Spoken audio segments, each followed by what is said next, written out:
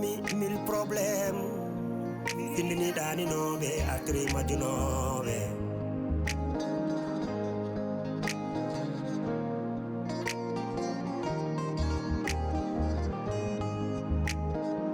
Trois familles, 1000 problèmes. Sirni c'est la yadibe.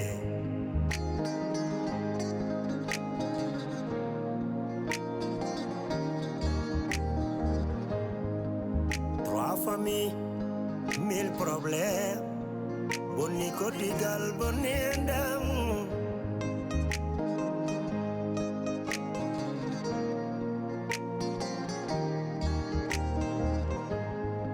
One combino dami, one combino dami.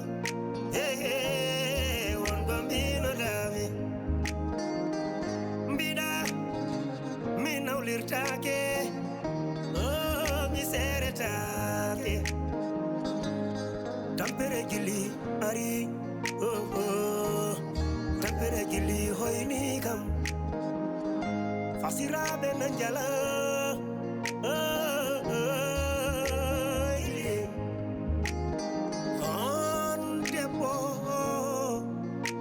ada urangurda musdam derkale. Ada tonye, ada yene, ada ude, ada fie. Dépasse the money.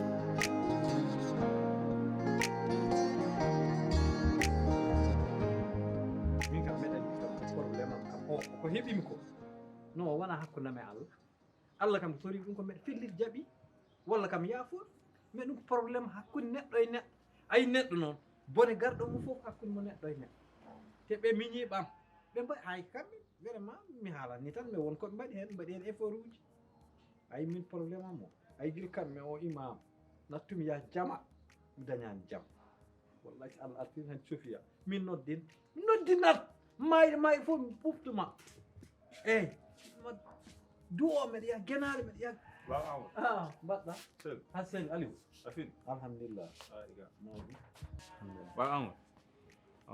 J'avais quelque chose à te dire. Oui. Aliou an kam nde mbawata ɗemgal ma an ka pullo hay tawi yayma kam ko ñamowo baaji e kañaji bamma kam pullo jaraw kosam ɓirɗam ɗum noon tubak haɗa ni tubak wiyata ɗum perte langue perte ethnie perte vie c'est toi Tout ça, c'est à cause de mon père. kam kay waɗi ɗum kam de kam bamma kam Mais Baba, je voulais qu'on parle sur ta situation actuelle entre toi et Sophia. Je vois que tu es en train de souffrir. Oui. trop ça Et je suis vraiment désolé pour ça. jarama kaydi ka joom par ce que ɗum ko miijotoɗa kam cukalel watti ɗum miijade tan jogimi joom horaki noon taw joom o ƴettiɗama ko yumma bamma kam ko wiwere harmude Merci. Mais Baba, tout ça c'est à cause de toi. Oui. Baba, Sophia a trop souffert à cause de toi. Matin, midi, soir, tu frappes. Baba, Sophia est trop belle. Tous les gens du quartier voulaient être en couple avec Sophia. Même moi. Baba. Hey, parlez, laissez-moi parler, moi j'écoute. Mais Baba, tu n'as jamais connu l'importance de Sophia. Hey, parlez, laissez-moi. Ok, Vous savez désolé. Allah. Et ces temps passés, j'entendais qu'on dit que tu voulais te marier avec une deuxième femme. Je t'avais donné 5 millions. Mariam kalta ana siwa mefeli tan hal Mariam ana siwa jibi bamma suta hal adam min nafka alhamdulillah alhamdulillah la ilaha illallah min aywa والله ايه ادي هي طبعا بعد جبت معها أنا بيبا لفهم نرجع أنا بيبا لفهم نرجع بيبا لفهم نرجع من نفسه من نفسه أما دينك أما ما يجب أن يقول أنا أقول بالله ورحمة الله Amadou wat hakkille min haɗani goto feere kam no Aliou jibinani ko joni an wadde ye jibin ɓe kalata o ɗan Amadou allah pat kam an annala pat kam ɗigo sekkere bata dañam rena dañam rena wala wala kane wala ka billahi aliou a dañam an rena wallahi maramo galle Amadou on wara tellintation ɗum jara jang on komi paraw tellintation wallahi komi paraw lumam ɗo mbiɗa lumam ɗo bi min min mbiyata ja feere ma lumam ɗo yo no hoore ha ngani kam mbaɗon ɗi tan accirde min tuhle lappata nder galla Amadou joga hakkille ma an ko an fof joga saga ma ɗiɗo kurkani koye bonɓineji sina iwri mbeɗa wonka tan aɗa andi musiba ɗum addat gandi mi a resi musiba a jibini musiba a adda galle he musiba tawi ni gurɗaɓe aɗa wona sagam de andi ni gurɗaɓe wallahi wona sagam ɗum tawi neɗɗin haɗe addu jeeda yimɓe artir hakkille ma noon addude wuuro ko jeeda yimɓe Amadou wona ni Amadou mawɗo waɗta ni goɗɗi mawɗo moƴƴani e wuuro Amadou ala Amadou woto waɗ noon o hande ñaami yayi mum ala omi yayi Amadou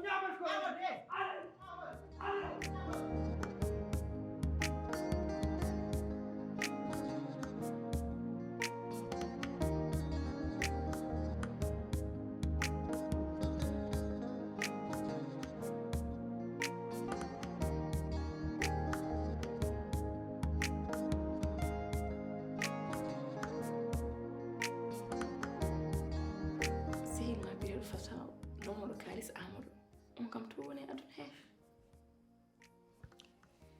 Fasha min de kam mbar andi kanko kam somo male horo noddam sax téléphone o kuɗaɗo tata annene min mon puram Fasha fano waɗat ko décoré de ngari o ko waɗɗo ko ɓumni hen ɓernam ndi ko dañi sax mo waɗe décoré mara anda gorko bonɗo ko debbo bonɗo moƴƴi mum ko Amadou waɗi ɗum méritode haala sasa e hoore muɗum mi yiɗa nantude ɗum ɗo te Amina caggal so ɗum ɓenni mburiɗo namnadema mburiɗo suho goto boɗejo ndamani joom suhundu ni on ko holi on an ko jumel am mbiyata jumel ma Ramat Bal at silli moɗum ni bon comme jinnoɗo wiɗam déjà mi ƴetti 14 carte d'identité mi waɗi ɗum photocopier déjà comme ça mi nelduma ɗum inchallah vraiment ɓeɗo rewɓe keɓe fotɓe wallede ɓe balle e liggey ɓe balle e banggue financement pour ɓe tampere mabɓe wawa iwde donc voilà bon mi accuma ha deme inchallah parce que déjà hiiri quoi deme mami nodde merci.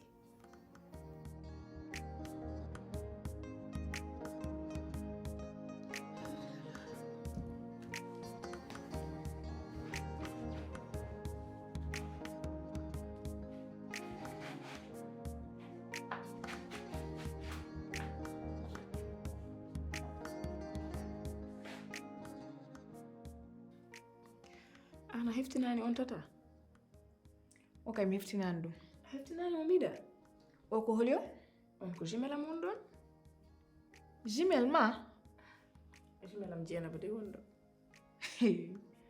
mata wawande Dieyna wonɗo kanko won ɗo de ɓinguel yumma wallahi yi an joni o hakkude mon no wayni tata fan mamma expliqué mais artir hakkille ma noon te mbara ses ko kalammani ho holko poɗɗaɗo wadde mi expliqué Abdourahmane kanko woni bamum Dieynaba min nanani Abdourahmane mbiɗa de joom galle ma woni bammum Zeyna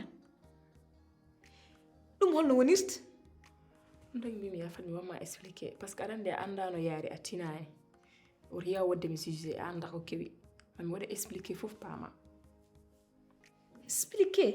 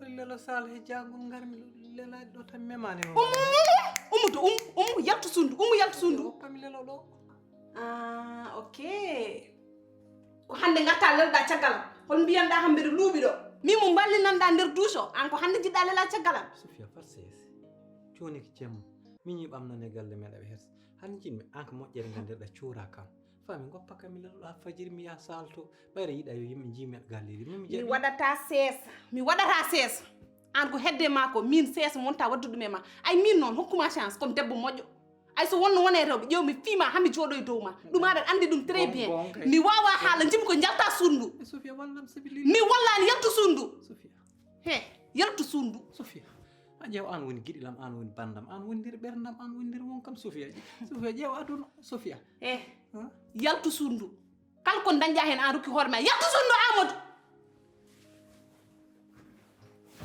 Amadou woto jokku yaltu sundu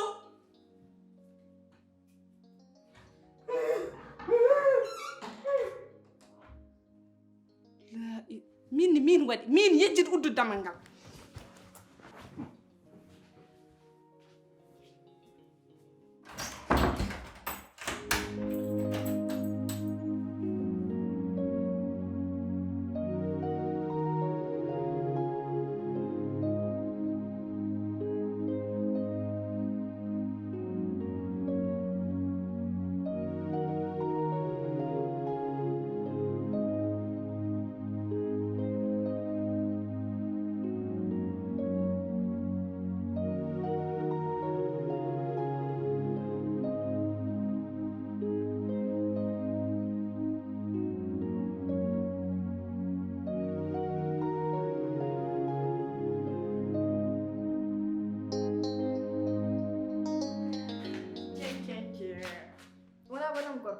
Bakary jongo a fini a wale jam mbimami tawa fini an no mbaɗa hewde femuji ni j'espére hanki jamma ma weli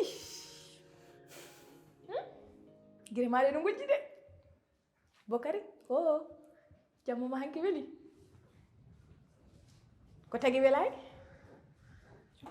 ko mbaɗa no muuma ni wonɗo o noon a jongo ma an salamu aleykum an ko baddata e joom galle maɗa wiya ɗum jamma ma waɗi no kiguide ma waɗi ne ɗum ɗo naati e yaltigi iwo ɗum tawma en haydara min kaldani c'est juste que an wonno kam présenté joom galle ma gonum rek namdademo ɗo jamma makko waɗi ɗum haydara ala ko woni hen an ko ɗum hedde majjum Fatmata wadde ƴewtidaki nder sabunde nde jaltirɗa ko onduma e sabuna nde jal ner ɓe hakkilla mbiya ɓendu nder bukadi quand on parle seulement il te regarde comme ça on dirait il t'a jamais vu jongo ma yo dakku hande a derɗo ɗo gorko male haade makko no jamma makko ni kikide makko non on baddan sekko ɗum haajuma ala e makko est ce que anani kalmam ko nenani aɗen de commence n'importe quoi voleur de femme mari c'est comme ça il fait jamma ma waɗi kikide ma waɗi so prince wa ngalam mbiye jooɗo galle monen min je t'enlève je te regarde je te vois venir jamais trouvé ici n'importe quoi toi là si je finis de me laver je te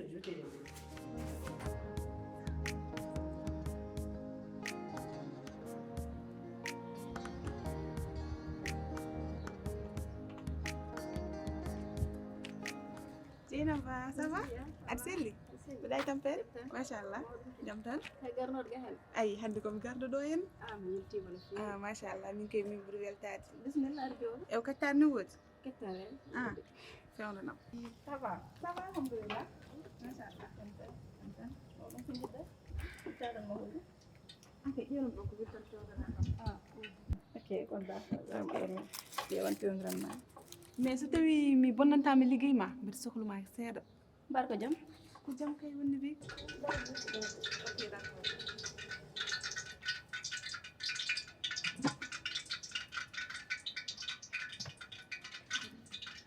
Dieynaba ɓinguelam avant tout d'abord mi weltima e ko mbaɗɗa ɗo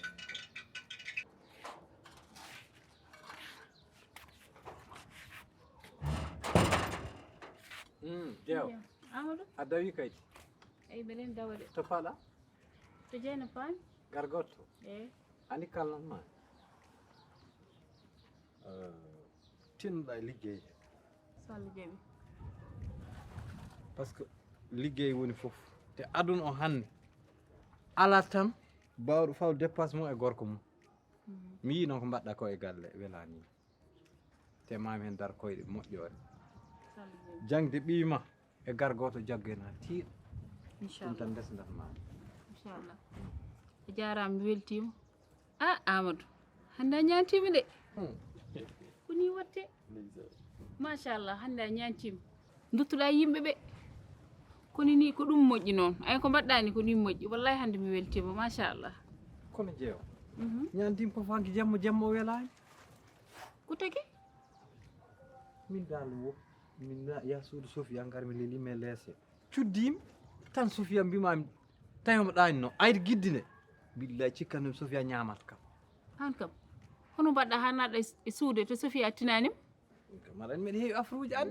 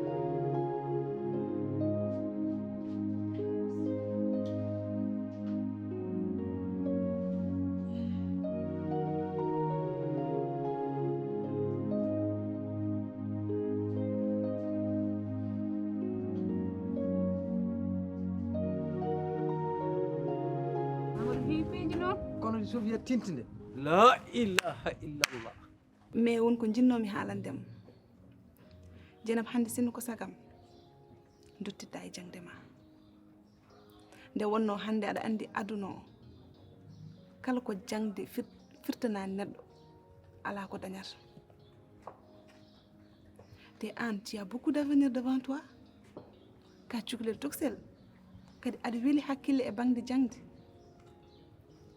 donc min ko ɗum ɗon conseillat mami duttiɗɗa e jangde ma gogo Sofia mi nani kalɗa ko te goɗɗo noon o wiyata kam c'est vrai que jangde no moƴƴi par ce que yimɓe mbita que soko jangde woni avenir ma mais parfois aussi wonɗa hat tolno e caɗele a jogata ko choix noon tan mbawata wadde par ce que gogo Sofia an a majja ko yam wurat ko nder oɗo galle a fawi fof yitere ma a yi babam no waɗata ɗum subaka kikiɗe ñande fof hoɗi ko mettinde ɓernde mum nde joni hay dépense babam natti ɗum yaltintoto yam joni min somi waɗani ɗum ɗon pour mi jaggiran yam hoɗum homo chance ɗum dañi somi jaggiranani yam homo walla ɗum an haɗa andi yam min tan o dañi mi wawa wat ko wona jaggiran ɗum ay yam o kam ɓurani kam ndeɗo jangde ko ɗum tan d'accord min je te comprends te ko kalɗa ko haydara wattitake hen jeew jeewde ko Sofia ne yooɗi hanke tan ƴewdim ɓandu Sofia leli nde ɓandu hen ñilka mbimami comme darol ga alani billahi balngol ngol so ari ama nder ɓerdam he ga welat billahi haaldo Sofia yo woppami lelo e leese min har mi jam jeeɗiɗi memani ɗum mi lelo tan weɓata noon o kono ñaago wallahi weɓata eyyi kono ñaago tan somi ƴeew mi leloto ɗo tan o leloɗo min hay jeganayam mem tan jeganayi mum ɗum kumtanaka noon mais lelgol lees kay ɗum kam haɗaka islam haɗani mi lelo ga o lelo ga leesa woto islam haɗi kay yomin memadir ñaaga ɗum nani aɗa sikki ɗum ma weeɓ non ko ñaaga tan ñaaga kolla ɗum islam salaki mi lelo ga o lelo ga mi moƴƴi ala caɗele mami haalde makko eyyi haalde makko sa haalde makko tan ma o jaɓa aɗa andi an Sofia ko sehel ma eyyi omo jaɓinimi ɗum eyyi wadde mbeɗen yaha to Dieynaba ne eyyi ok a jarama ha ɓooya nani ande noon ande joni haɗa waɗa sansede haɗa jiɗɗa joni yo wajo arte wallahi wona ɗum mbeɗen yaha ok jaram min no yandirgal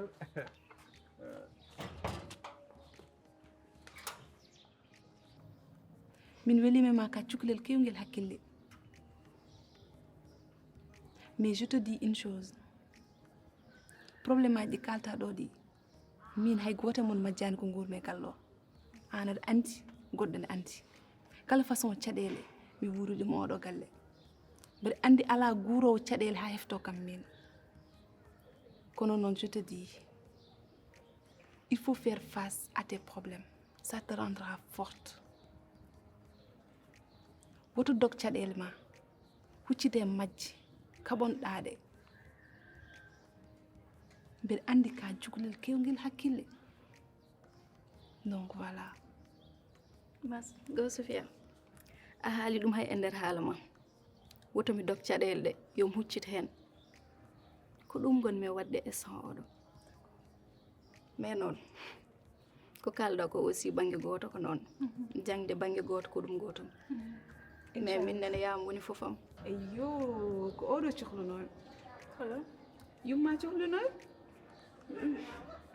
bone arade ko ɓen ƴew ɗum e boluji mum ndeysaan salaamaaleykum maaleykum Sofia salaam ɓen jeew Hello. ak seydi ay tampe Mana itam teh? machallah Jam wala kay? kay Jam teh. Wanda kan dulu? ah ɓen jeew min koye legal ngal konnude Ah wo? ɓiyam ne fayi ɗo tabal kay mi aram mi hacci to Wallahi awadi ko yodi mashallah. ayide Ada sendi kam? mawɗum machallah Mawɗum alhamdulillah. Jam tan. ah min de kam ça fait l'occasion de sohluma Ko sohla jam? ko jam an ko jam tan fayatema Wallahi. eyyi mbeɗe waɗi ɗo fedde wotere ene wiya association pour financer des femmes Ah bon? Ah mashallah. te min nde mbaɗmi fedde nde hakkillam koye ma idi arde Ndeysaan. e wondema jambar e wondema debbo dariɗo jiɗɗo wonde jiɗɗo firtude debbo ñootowo aussi affaire o noon haalata ko pour rewɓe yo liggu yo gon yo pirtu par ce que enen fof eɗen gandi ko gurata an ni wona an haalante Wallahi. kadi min wona min haalante donc ɗum ɗon wawa yaadude jonde Wallahi gonga.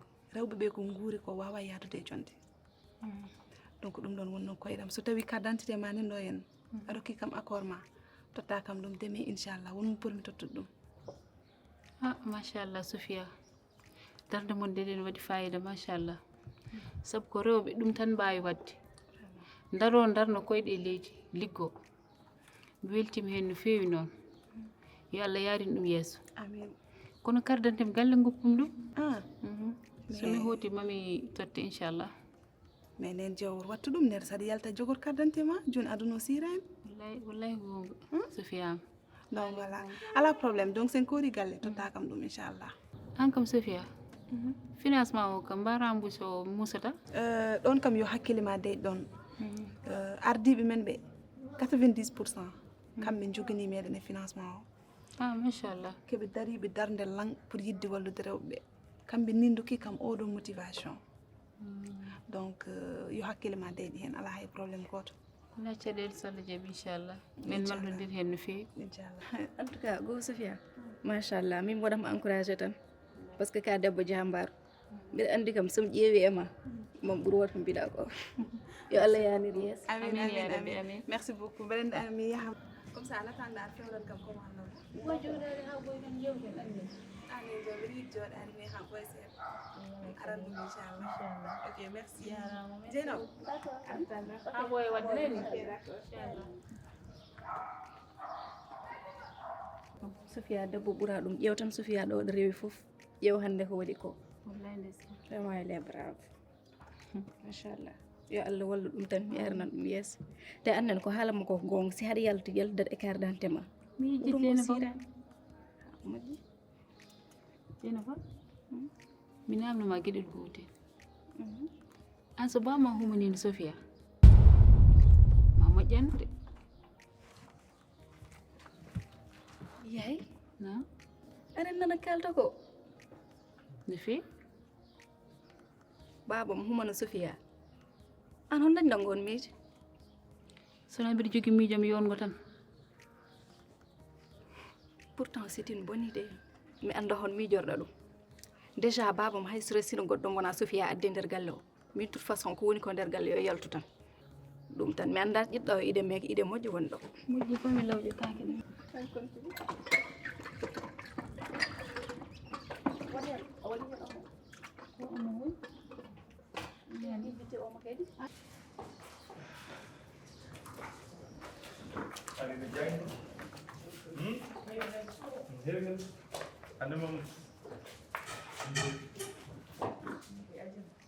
min ko ni jinmi ay hannde a ñaami haa reedu ma heewi ɗum so a defanama kasaari ma kastoɗa reedu ma heewa jaha liggoyɗa onon eyi so a yehi noon so a jippima oto saami hay nokkude T'inquiète. artuga en Inchallah. anani Moƴƴi.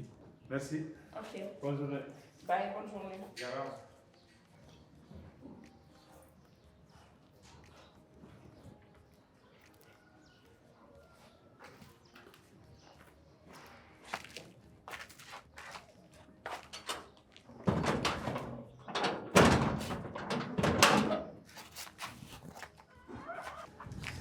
Sofia, Asel, mawɗum ni? Mbaɗɗa tan? Jam ɓolo?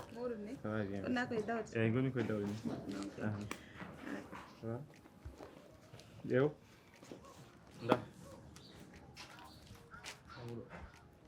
pour holɗum ɗum mbaɗa hen haajuji ma an ka debbo haɗa heewi haajuji jogoɗa haɗa hutoro ala ka Abdourahmane accitan mi yaafama wadde an a yiɗa sa deftini kam mi ñaama ala ka Abdourahmane mais wona gotum ko seeri ɗum mba poɗɗa waɗan fof fonma waɗan ala accitan mi yaafama jaguɗo Sofia Sofia min komi kilifa ma ala ɗum wona hakkude men ande ƴeew ka Abdourahmane ay jaguɗo gaccaki mbaɗani jaguɗo jaggu ma jeeyi ɗum ɗum heewi ha ɓurtide heewani ɗum heewani ɗum ko an jeeyi ɗum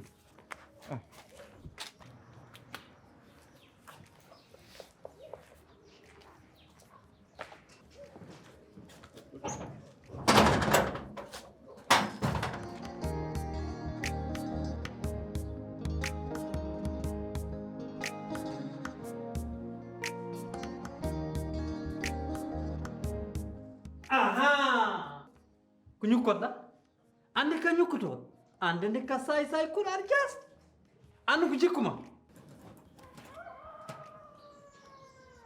hundukoɓe min tawi yurnirimi ami anani ƴeewota amar wi an teyde mi anda min debbo yewta komi de ko haajuma aɗa yaɗa yurnoye ko jurnoɗa Sofia an ka sayde ƴeew o ko ñukkintoɗo ko nder ɗe ko ɗon fof meɗe dari caggal mum kañum ilma ñukkino ina heeɗo kalta a faami ayno bonde needi ala ɗo a waɗat kam respect force min adduma e galle he halfuma halfi joom galle ma ɗum heeɓi noon mbaɗa ɗum e hoore ma amadou an ko gonnuɗa hoto yonanima probléme uji gonɗo dow hoore ma ɗi pawiɗe ma ɗi foof an ɗum yonanima leçon ha joni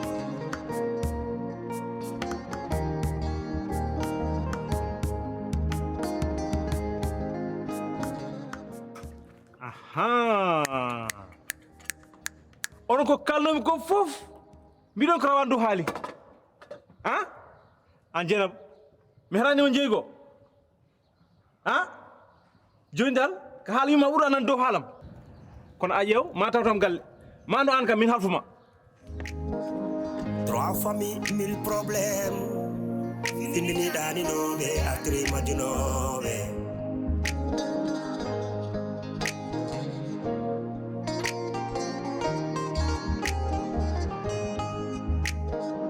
Trois familles, 1000 problèmes.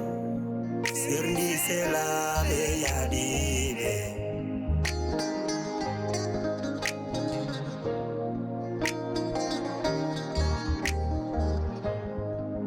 Trois familles, 1000 problèmes. Bonni kotigal bonni ndam.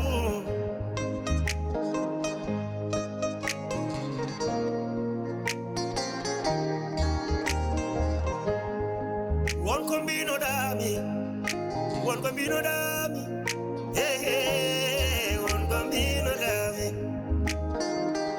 mbiɗa mi nawlirtake mi seretake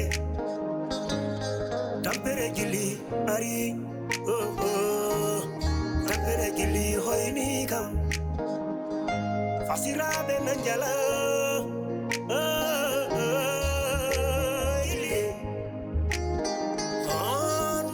boy.